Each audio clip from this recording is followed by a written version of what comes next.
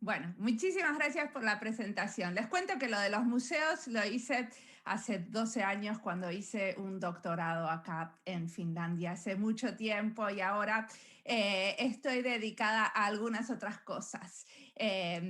Trabajo para el ministerio y trabajo especialmente en temas de inmigración, pero en mis ratos libres, como me interesa mucho cuál es la contribución del diseño en otras áreas, también hago entrevistas a diseñadores. Y entonces les voy a contar esto de qué hacemos y qué las diseñadoras y los diseñadores que trabajamos en salud. Entonces, primero vamos a empezar por el primero, porque parece que me pusieron en un día todo de tecnología y el diseño definitivamente puede implicar tecnología, pero puede no implicar tecnología. Y les voy a mostrar casos, muchos casos muy diferentes, que espero que los inspiren a convocar a diseñadores a sus proyectos, donde hay tecnología y algunos donde hay soluciones muy, muy simples a problemas complejos. Entonces, si empezamos por el principio, ¿qué es el diseño? Es el proceso previo de configuración mental, es la prefiguración, es cuando estamos buscando una solución en cualquier campo. Y ¿no? Sorpresa, sorpresa, obviamente también se puede usar en salud y requiere siempre creatividad. Y les voy a mostrar cómo es un proceso de diseño. Y se los voy a mostrar a través de los casos que tiene mi libro. Escribí un libro sobre diseño y salud, que lo ven ahí, lo ven acá también, que son entrevistas a diseñadores trabajando en salud. El libro está online y es gratis, como todo lo que hago y todos los podcasts también. Entonces, ¿cómo es un proceso de diseño? Siempre al principio empezamos por definir el problema. A pesar de que nos dicen, hey, che, ¿por qué no vienen a diseñar esta página web? Nosotros antes, y si somos buenos diseñadores, necesitamos entender qué es lo que está pasando. Entonces, siempre hacemos investigación y hacemos investigación cualitativa. En el caso de la salud, que tiene que ver, nosotros lo llamamos diseño centrado en las personas y a eso se refiere que trabajamos con las familias, con el personal de salud, con los pacientes, con los que limpian el hospital, con todo el ecosistema alrededor. Y testeamos y prototipamos. Y confiamos mucho en nuestra creatividad. Entonces, cuando ven, por ejemplo, esos momentos en que ampliamos y que ese rombito que para nosotros es muy importante, quiere decir que armamos muchas ideas alternativas y después las evaluamos. Y en ese proceso muchos de nosotros trabajamos siempre en pacientes, a las familias, al personal de salud, a todo el que esté adentro de este ecosistema a participar. Entonces, ¿de dónde vienen estas entrevistas? Vienen de este podcast que tengo hace 3 años que se llama Diseño y Diáspora, que no solamente cubre cosas en salud, sino en otros temas como educación, seguridad, inmigración, pero más que nada lo que yo intento es, no me interesan un montón la gente los diseñadores que están haciendo cosas exclusivamente comerciales, sino que me dedico más a lo que tiene que ver con prácticas alternativas o prácticas diferentes del diseño, como lo que hago yo, que es diseño de servicios, que ahora les voy a contar un poquito más qué es. Hay más de 310 entrevistas y 6.000 personas lo escuchan y está re bueno. En general es más para los diseñadores, pero hay mucha gente en salud que lo estuvo escuchando, sobre todo la lista de diseño y salud, que también les interesó mucho. Publicamos 2 libros y también artículos donde analizamos cómo se puede usar el podcast en la educación, pero bueno, es una manera de apoyar la educación permanente, informal, gratuita y abierta de todos. Entonces, ¿cómo me funciona a mí el podcast como herramienta de investigación? Se los digo porque quizás a alguno de ustedes les interesa también en algún momento tener su propio podcast. Y encuentro un tema que me interesa, o que surge en una entrevista, porque a veces no lo estoy buscando, y entrevisto a varios y después se arma una serie, la publico y después voy sumando entrevistas sobre ese tema. Y en general, todo el tiempo estoy pensando que no sean, por ejemplo, todos argentines o que no sean todos diseñadores industriales. O sea, como adentro de un tema, si hablamos de diseño legal, me interesa que haya diferentes disciplinas del diseño y también que haya una cierta representación como territorial. Ahora vamos a los casos. A ver, ¿qué hacen los diseñadores? ¿Qué hacemos? Y yo espero que con estos casos también se abra un poco el espectro de lo que ustedes, supongo que les estoy hablando a una audiencia en salud, piensan que puede hacer el diseño. Entonces, por ejemplo, este es un caso en la India donde Verónica Blumenman tenía como desafío cómo hacen los médicos cuando entran a una clínica y está llenísima de gente para enseguida identifican cuál es el grado de cuál es el estado de gravedad de las embarazadas. Esto es un proyecto en salud global y justamente la idea es como explorar la problemática de diferentes maneras. Y lo que ellos terminaron diseñando son esas muñequeras de colores, donde los diferentes colores tienen, o sea, es un código, ¿no? De si está rojo, quiere decir que esa persona entró al hospital con una urgencia y que tiene que ser tratada permanentemente. Hicieron diferentes prototipos, pero bueno, para llegar a esto hay mucha investigación. A veces parece como que bueno, que es una cosa muy básica y sin embargo se pueden llegar a este tipo de soluciones también. Y después hay cosas como muchísimo más complejas, como este es el caso de una diseñadora guatemalteca que trabaja para una empresa noruega que se llama Laerdal Medical, que se dedican a hacer simuladores. Por ejemplo, ellos son los que tienen, no sé si las conocen, las muñecas esas con las que hacemos las prácticas de primeros auxilios, que son conocidas para todo el mundo en el sector de salud y también para todos los que hicimos alguna vez un curso de primeros auxilios. Bueno, ellos son muy conocidos por estas muñecas y tienen muchos diseñadores en su planta. Y una de las diseñadoras nos cuenta cómo fue todo el proceso de armar esta mochila que es para simular partos. Y en realidad es para entrenar a las que van a ser parteras en lugares, en zonas rurales de pocos recursos. Este también es otro proyecto de salud global, pero la solución es completamente diferente. Y esta es una solución en papel donde se diseña justamente un sistema de información para que la persona que está llenando este formulario a través de símbolos se dé cuenta cuál es el grado de complejidad del paciente. Entonces, a veces la solución no tiene que ser una solución digital si la clínica no está preparada para una solución digital. Y esto es algo que se probó, se testeó en Costa de Marfil y Nigeria. Después hay otros casos que quizás para ustedes son más conocidos, como por ejemplo, este es el chatbot que se hizo en Argentina, lo hizo el Ministerio de Salud y es Diana Saimovici, la diseñadora que diseñó este chatbot, que primero hicieron toda una investigación y se dieron cuenta que las mujeres lo que más usan es Facebook y por eso decidieron que ese chatbot tenía lugar en Facebook y lo que se quería al principio era que se acuerden de sus turnos, o sea, algo tan simple. Y después lo que terminó surgiendo, que es como una relación entre el chatbot, el robot y el paciente y cómo se arman esos diálogos y cómo se atiende a las inquietudes de mujeres embarazadas en el sector público es parte de lo que esta investigadora y esta diseñadora estuvo teniendo en cuenta a la hora de diseñar justamente estos diálogos. También hay otros proyectos como por ejemplo cómo se arma la historia clínica de un hospital y Juan Marcos Ortiz trabajaba en el hospital italiano en el momento que hicimos la entrevista y nos cuenta cómo estaban pensando el sistema que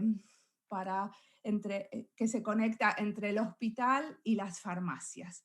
Y bueno, justamente lo tenían que chequear, y acá ven que nosotros hacemos como esto que les contaba al principio, que hacemos muchas iteraciones y muchos testeos, y acá ven, por ejemplo, un prototipo en papel.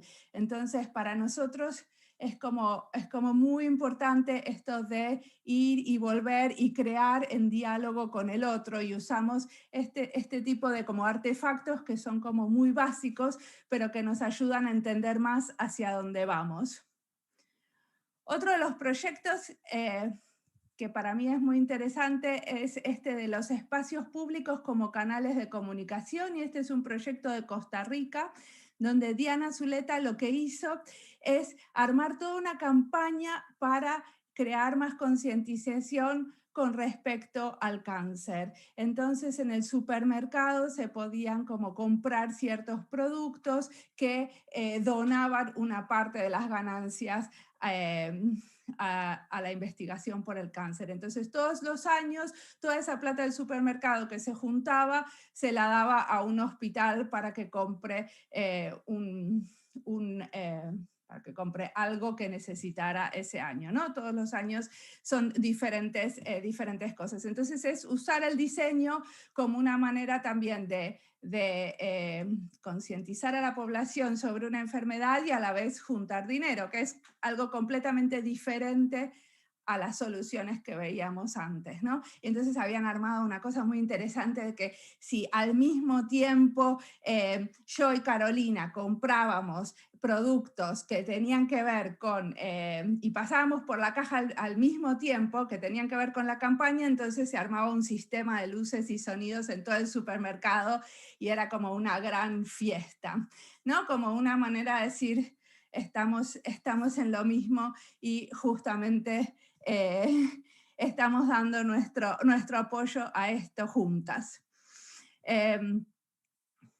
Por ejemplo, es una experiencia que se hizo en Estados Unidos en colaboración con la Cruz Roja, donde lo que se trataba era de ver cómo se motiva a los jóvenes a donar sangre. Entonces habían hecho mucha investigación preguntándole a los jóvenes por qué no iban, hasta que se dieron cuenta que una cosa que los podía motivar era ir con un amigo o una amiga. Entonces, no sé si ven esos dos lugares, y la idea es justamente que uno va con un amigo y la experiencia es compartida. Entonces, a partir de compartir la experiencia se hace de alguna manera más amigable.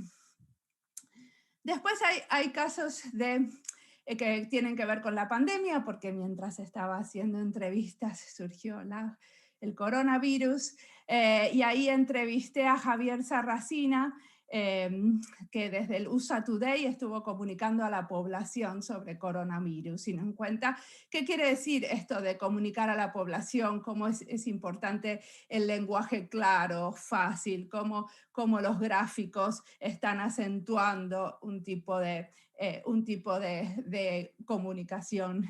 Y bueno, lo que es interesante es que todas estas personas a las que estuve entrevistando son todos hispano o luso hablantes, que trabajan en otros lugares, por ejemplo, y sin embargo no necesariamente trabajan en castellano. Entonces es una manera de traer toda esta investigación a este mundo. Acá está con todo lo que pasó con la movida de los Fab Labs. Los Fab Labs son los que hacen las impresiones en 3D, por ejemplo, y no sé si se enteraron, pero hubo como válvulas y máscaras que ellos estuvieron diseñando y a la vez compartiendo como con códigos abiertos y con diseños abiertos entre todo el mundo. Los planos. Entonces, una máscara que se podía hacer en Colombia, después se podían agarrar los planos y producir en un Fab Lab. Hay una red internacional de Fab Labs, se podían producir en Argentina. Entonces, acá este es un caso en Colombia donde justamente se usó para aportar algunas válvulas que estaban faltando para la maquinaria que tenía que ver con el tratamiento de los pacientes con coronavirus. Y por último, son un par de casos más que me faltan y espero que se hayan podido entender, aunque voy un poco rápido, pero la idea era como tener así algo inspirador. Esto del bienestar del paciente, y este es Juan Sanín, que es un diseñador colombiano que vive en Australia y trabaja para el RMIT, que es un centro de investigación y una universidad, y crea experiencias para las personas que están mucho tiempo en los hospitales. Entonces, lo que hizo es este carrito que tiene adentro la posibilidad de hacer como actividades plásticas y hacer arte en el hospital. Y es justamente porque se sabe y se estudió mucho que los pacientes que están mucho tiempo en los hospitales tienden a tener, bueno, a deprimirse, a estar tristes por estar tanto tiempo. Entonces es una manera de traer un poco de arte a la vida cotidiana en el hospital.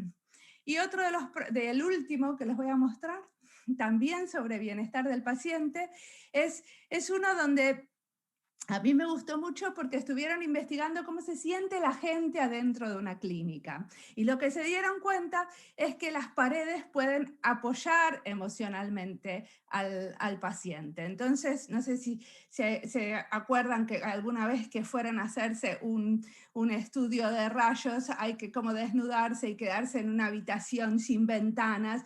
Entonces, bueno, esto de decirle al paciente, no se preocupe, yo lo voy a venir a buscar, porque siempre a uno le da la sensación que lo van a dejar solo y se van a olvidar de una ahí en el cuartito. O, por ejemplo, se dieron cuenta que al asistente que da los turnos, todo el mundo le preguntaba, ¿puedo abrazar a mi nieto aunque esté pasando por un proceso de radioterapia? Y entonces, porque no se animaban a preguntarle a la médica. Entonces, lo que hicieron es, detrás del lugar de los turnos, pusieron un gran cartel diciendo, sí, señora, señor, usted puede abrazar a su nieto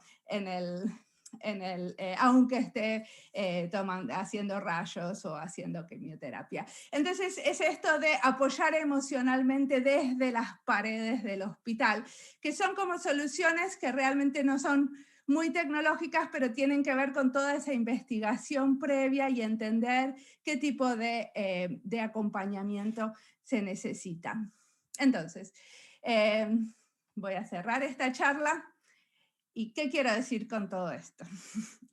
Primero, que a los diseñadores no hay que invitarlos solo cuando ustedes saben lo que quieren y cuál es el problema, sino a invitarlos a pensar juntas el problema, porque pensando juntos el problema también los van a incluir a ustedes a pensar soluciones. Pero es muy importante esto de cuando nos invitan y que nos estén invitando justamente desde el principio, que siempre vamos a investigar y con eso vamos a aprender todos y todas, y que vamos a incomodar porque vamos a ir más allá de las fronteras de lo que está imaginado hasta ahora. Entonces, en general, en el ámbito de la salud hay como mucho cuidado con tratar y experimentar, porque uno no puede experimentar con un medicamento así nomás si no hay un protocolo. Pero bueno, el tipo de trabajo que nosotros hacemos es más posible de experimentar. Si yo pongo una frase que no se entiende en la pared, no va a pasar nada, después puedo poner otra frase y rehacerla. Pero lo importante es que tenemos unos métodos de trabajo que son como muy, muy diferentes, y por eso está bueno la transdisciplinaridad en nuestras áreas. Y el diseño tiene muchísimo para aportar a la salud, y cada vez más hay maestrías de diseño en salud, por ejemplo, cada vez más hay cátedras en la universidad en diferentes lugares del mundo que están queriendo colaborar con profesionales en la salud. Entonces también, si no tienen presupuesto, siempre se pueden acercar a una universidad de diseño y preguntarles, hey, ¿nos ayudan con esto? Porque no es que tenemos una solución, sino que las soluciones pueden ser muy diferentes. Entonces, lo importante y lo que nosotros queremos es hacer cosas juntas. Nada más, muchas gracias. Buenísimo, Mariana, muchas gracias. Súper claros todos los ejemplos que nos compartiste, toda la información bien precisa y esta idea que venimos transitando de trabajar en equipo, y aquí vos incluís también de forma muy interesante al diseñador en este equipo, que no solo hace cosas lindas como a veces uno cree, sino que también puede aportar muchísimo a toda la dinámica, al bienestar, al proceso. Y además de agradecerte, quiero acercarte una de las preguntas del público, que pregunta en relación a los casos que estudiaste y a las entrevistas que fuiste haciendo, ¿qué aprendizaje te parece importante compartir a la hora de abordar una problemática en salud? Em, Pregunta para mí amplia, compleja.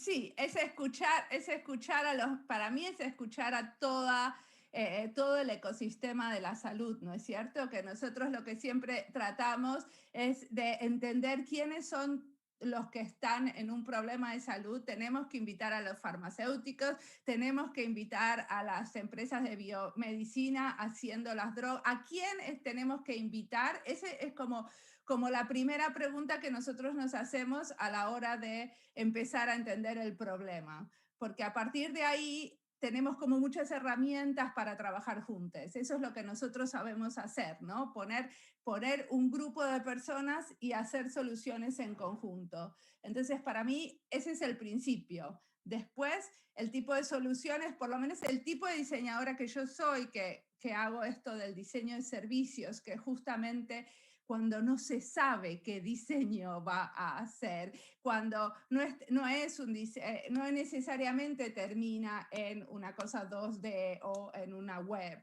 sino que estamos explorando el problema. Hay muchos diseñadores como yo que justamente lo que les interesa es eso, es entender primero, investigar, hacer investigación de campo, y cuando ya el problema está hecho pasa a otros diseñadores, pero justamente ese pasaje es lo que nosotros sabemos hacer, y tenemos los contactos para convocar a los otros también a que vengan a esa segunda etapa, ¿no? O sea, yo no hago una web del principio a fin solita, pero lo que puedo hacer es el concepto para esa nueva web, por ejemplo.